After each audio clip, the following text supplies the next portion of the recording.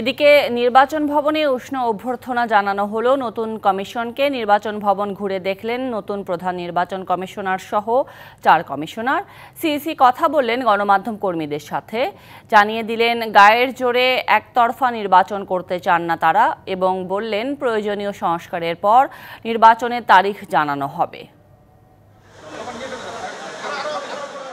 রোববার বিকেল শপথ নেয়ার পর প্রথম কর্মদিবসে রাজধানীর আগারগাঁওয়ে নির্বাচন ভবনে আসেন প্রধান নির্বাচন কমিশনার ও 4 নির্বাচন কমিশনার।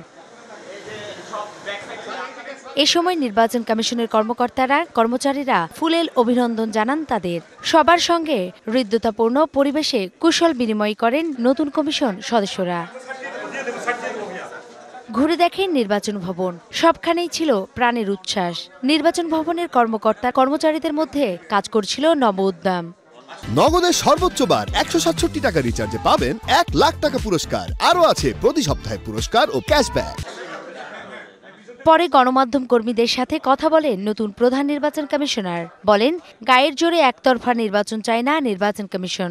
আওয়ামী লীগের ব্যাপারে ফয়সালাটা হয়ে গেলে আমরা অপেক্ষা করতেছি যে ফয়সালাটা কি আসে দেখি, তাহলে সেইভাবে আমরা ব্যবস্থা নিব। এই মুহূর্তে আমি এই বিগত সরকারি দল এবং এর সহযোগী যারা ছিল তাদের সম্পর্কে এই মুহূর্তে আমি কোনো কমেন্ট করা আমার পক্ষে সম্ভব নয়। অংশগ্রহণমূলক নিরাপদ পরিবেশ ভোটের জন্য তৈরি করতে সবার সহযোগিতা চেয়েছেন প্রধান নির্বাচন কমিশনার। নূপুর মাহমুদ, ডিবিসি নিউজ, ঢাকা।